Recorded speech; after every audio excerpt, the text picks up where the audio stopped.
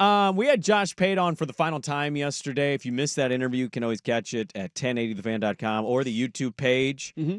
And we talked about all the college football stuff with him. And I asked about your Oregon Ducks. Yes, they won the Wolf National Championship ranking. Thank you. Nobody cares. Thank you. We care. Number one, hang the banner. It's the only number one you guys have had in your lives. And so everybody's making fun of it. But it was interesting, Josh Pate, what he said in talking about Dan Lanning. There it is. Here was Josh Pate asking about Oregon. And he said this about Dan Lanning. I thought it was quite interesting. I got news for you now. Dan Lanning is the new Ryan Day. Ryan Day was the new Kirby, and then Dan Lanning's going to be the new Ryan Day. And what I mean by that is the public has to have some coach out there that's given a lot of credit that hasn't won the big game yet. And they're going to say the same thing. They said Kirby couldn't win the big one. And then he beat Saban he beat Saban and he won the title a couple of times, and no one said it. So then they started to say it about Ryan Day. He just won a title. They can't say it about him anymore. They never learn the lesson. They just shift the focus somewhere. So now it'll be Dan Lanning. Dan Lanning may win the national title next year. He may win it 5 years from now. He'll eventually win one. He will be the same coach then that he is right now. Ryan Day is the same coach today as he was 48 hours ago. Nothing changed. His Wikipedia page changed. His resume changed. He didn't change. Lanning's good enough now, just like Kirby was, just like Ryan Day was. Here's what you have to do. You have to have the skill to put your team in position to take a shot at the title as many times as possible, and eventually it works out. Maybe once, maybe 3 times, but it'll eventually work out. That is what he has to do. You have to keep upgrading your coaching staff. You have to continue to till the soil to make sure there's no complacency or mundaneness that sets in, and I think Lanning's really good at doing that. So they'll get there, but in the meantime, Oregon fans are about to have to deal with this insufferable conversation, but it's a privilege to be involved in it. But it's an insufferable conversation. It will happen even within your own ranks. It will happen from outside your ranks. So I'm just here to get you ready for it. Dan Lanning, the new Ryan Day. How's that sitting with you? I mean, if it means he wins a national championship, I'm perfectly fine with it. He could be the new Kirby Smart, too, if I can get 2 out of it. You can call him whatever the hell you want. If I could trade in 2 titles at some point, I'm all for it. I do think it was a good reminder, and we all do this with different guys. Like, I remember going through this last year in the world of golf as somebody who loves the sport. I remember bringing up Xander Schauffele a couple of times, and if I would ask you a year ago, what do you think about Xander Schauffele? What's the first thing that pops in your head? Can't win a major. I said it right before he won his first major. Can't win a major. And then he won 2. Then he won 1, and he got the monkey off his back, and it's like, hey, that was kind of easy. I'm going to go win another one. How about that? Yep. Now that the pressure's gone, and who knows what the rest of his career says. Like, we do this all the time. We're going through the conversation this week with Lamar Jackson. Dan Lanning's been a head coach for 3 years. 3 years. If I would have told you when he was hired, we'd be critical or disappointed in him for not winning a national championship, something that Oregon has never done, sans this year, number 1, shout out, hang the banner, something that they've never done in 3 years, we're going to be like, what's up with this guy? Why can't he win a national title? They won 10 games in his first year. They won 12 games in his second year. They won 13 games in his third year. They've gotten better every single year under him. He continues to recruit at a high level. Like, Oregon's not going anywhere. Josh's main point there that I think is so valid, especially in this world of college football, is that you got to throw your hat in the ring every year. And that's where I think Dan Lanning has brought Oregon to a point where they haven't been in a long time, that they're going to be in the mix every year. Now, will it happen next year? Will it happen the year after that? When is everything going to align and click? I don't know. But there is an optimism with me of basically 10-2 in the Big Ten as a guaranteed playoff spot. And then what's your matchup? Who you playing? Who's healthy? Who's in? Who's out? Like, all of that stuff will be determined down the road and what the format will look like.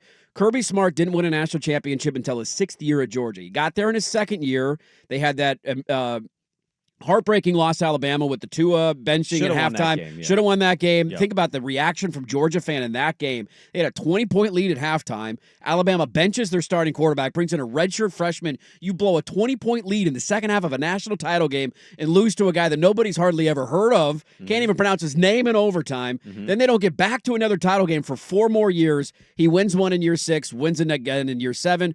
You know what year this was for Ryan Day at Ohio State?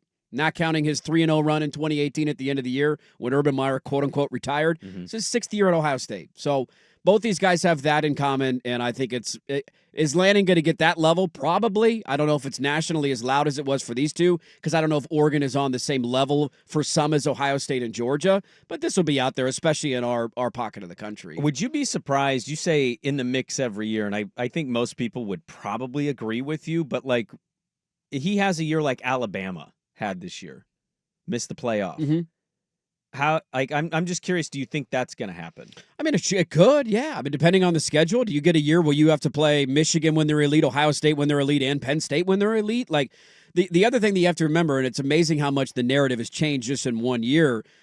James Franklin is the same coach this year as he's always been. He's a guy who's got a good program that can't beat the top echelon teams in the country. Right. But there's a slightly different feeling about him. Why? Because the playoff expanded. Doesn't matter that he lost to Ohio State. He lost to Oregon. He then got to play Boise State and SMU in the playoff. Because I don't think there is with college football. I think there is a little bit of like, hey, he was Really? in the semifinals. He made it all the way. James Franklin has more playoff wins than Dan Lanning does. I know. Twice as many, actually. He's got 2. Dan Lanning's got 0 as a head coach. And for some people, that matters. So I think that's the other thing of like in the future iteration of the playoff, 9-3 in the Big Ten is probably good enough for a guaranteed spot. So all of this stuff is going to continue. The landscape will change. The goalposts will keep moving. Why do you think 9-3 is a guarantee? Bama was 9-3. They didn't get Because the playoff is going to expand after next season, and the Big Ten and the SEC are going to have 4 guaranteed spots into the new playoff. But so can you finish in the top 4 in the Big Ten? Yeah, it's interesting you say that about Franklin. I didn't actually have that takeaway. I think people saw what his playoff schedule was and said, yeah, you should be at least in the semifinals, right? Maybe they did, but he at least won a couple of playoff games, and he was there in the Final 4. And my team was eliminated in their first game of the playoff. Yeah, it's still kind of wild to me how that game went against Ohio State. It's not that they lost. It was just, it's still crazy to think about the way they lost. You don't have to remind me about it, buddy. It was 3 weeks ago. I'm still not over it. Are you going, what is the Ravens fullback's name? Ricard? Are you going Ricard on me? Like he's going to win a national championship? I do think he will win a national championship, yeah. In the current iteration of college football, with their ability to recruit as a Duck coach or a different coach? As a Duck coach. That I don't would think he's be going heartbreaking if he eventually just couldn't do it and he left and then he goes and wins somewhere. It'd be pretty tough. It's like watching the team you beat in the regular season who shouldn't have been in the playoff, but because the playoff expanded was in the playoff, then go on to win the national title over you. It's like kind of like that. It's very fun to watch that happen when you beat them in the regular season and then that game be meaningless because you got to play them in your first playoff game because the bracket's all wacky because Boise State and Arizona State have to get first round buys. No, I said it the day after they lost to the day after they lost to Ohio State, and I think we have a promo that's running with me saying it, but the difference between Lanning that at least feels like, and this can change on a dime, I have no clue, and I don't know if he's ever going to leave or how long he's going to be at Oregon. I think what Ryan Day and Kirby Smart show you is that there's a process to this. There's a build-up to it. Doesn't mean that Kirby wasn't great in his early years at Georgia or Ryan Day didn't have years. Ryan Day got to the national title game his second year, too, at Ohio State. And they lost by like 40 points to that Alabama team with Justin Fields. Yeah. My larger point is that there is a process and a building block to get there, and that Oregon has not had a head coach longer than 4 years since Mike Bellotti was there. Right. So next year will be his 4th year. You just keep stacking recruiting class on recruiting class. You keep building, you keep evolving, and eventually, yes, I do think things will point in their direction. I agree with your general point there. I think the difference that I separate Ryan Day from Kirby Smart is Georgia was good. Kirby clearly made it better. He did. He took it to another level. And I know Ryan Day just won the championship. They also won the championship with Urban. I just saw the highlight reminder that said 10 years since Ezekiel Elliott ran wild. And I don't know if people, despite him winning, I think this about Franklin as well, I don't know if this playoff changed perceptions for coaches. Like, who's the coach for you personally that they changed the way you view them?